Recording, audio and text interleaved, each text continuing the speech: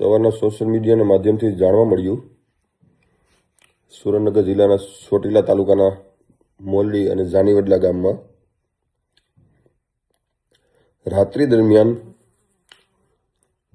Surendranagar police, Chotila police અને પીજીવીસીએલની team એક ક્ષત્રિય સમાજના ઘરે રાતે ચેકિંગ કરવા આવ્યા. એ લોકો વાંધો નહીં, ચેકિંગ કરી શકે, એનો દિવસ હોય, એનો ટાઈમ હોય, એ ટાઈમમાં ચેકિંગ કરવા આવવું જોઈએ. રાતે બેન દીકરી સૂતા હોય, બાળકો સૂતા હોય, એને જગાડીને અમારી વર્તન કરવું અને ગેરવાદી રીતે ઘરમાં ઘૂસવું, જેમ આતંકવાદીના ઘરમાં પ્રવેશ કરે એવી રીતના, આ કેટલું વ્યાજબી છે? આ વિડીયોના સોશિયલ મીડિયાના માધ્યમથી આ વિડીયો અત્યારે વાયુ વેગે ફેલાઈ રહ્યો છે, ન્યૂઝપેપરમાં બધે આવી રહ્યો છે. અમારા સમાજના આગેવાનોએ બધાએ જોયું છે. બધાનું એક જ કહેવાનું છે કે આ એક જ્ઞાતિને ટાર્ગેટ કઈ રીતના બનાવવામાં આવે છે.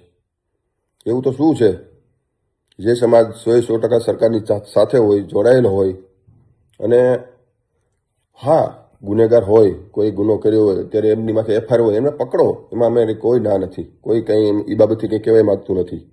પણ જેમને 10 વર્ષ પહેલાં જેના મોટો ગુનો કંઈક થયો હોય, માણસ માથે હોય, બધા માથે ના હોય એવું નથી, અને એ પતી ગયો હોય, એના 5-10 વર્ષ થઈ ગયા હોય, અત્યારે માણસની આખી જિંદગીની લાઈન બદલાઈ ગઈ, પણ વ્યવસ્થિત એનું ગુજરાન ચલાવતા હોય, ગમે ધંધો બિઝનેસ, જેના મોટો ખેતીવાડી જોડાયેલા હોય, કોઈ વાહન વ્યવસાય જોડાયેલા હોય, નો ડાઉટ. હવે એ લોકોને તમે ગુનેગાર સમજીને બોલાવવા, એનું અપમાન કરવું, એને ખોટી રીતે ગુનામાં ફિટ કરી દેવા, એની આ વીજ કનેક્શન કાપીને રાતે પીજીવીસીએલ વાળાને લઈને જવું, રાતે 12 વાગે જગાડવા, ટેલો પકડાય અને બધા આરોપીઓ એવી રીતે સાઈડમાં ઊભા રાખી દેવા, આ કેટલું વ્યાજબી છે?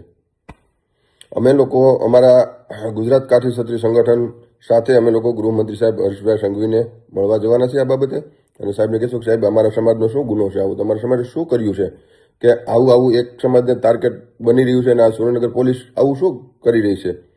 પીજીવીસીએલ ડિપાર્ટમેન્ટ આખો અલગ છે, એ ચેકિંગ કરતા હોય એની રીતે, અને થતું હોય અને કરવાનું હોય. હા, ગેરકાયદેસર હોય તો કરો, એમાં કોઈ અમારે રોકટોક કે એવી કોઈ વાત નથી. અને અમારો સમાજ બહુ મોભા અને મર્યાદાવાળો સમાજ છે. એને તમે ફોન કરીને કહો કે ત્યાં જાઓ કે અમારા સમાજને કહો કે બે આગા પાછા થઈ જજો તો તમને વ્યવસ્થિત તમે જઈ શકો છો.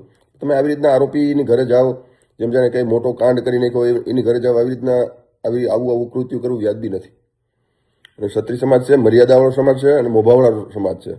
એણે 18 વર્ષની આબરૂ સાચવેલી છે પહેલેથી. કોઈની બેન દીકરીને આબરૂ જતી હોય ને તો સાચવનારો સમાજ છે.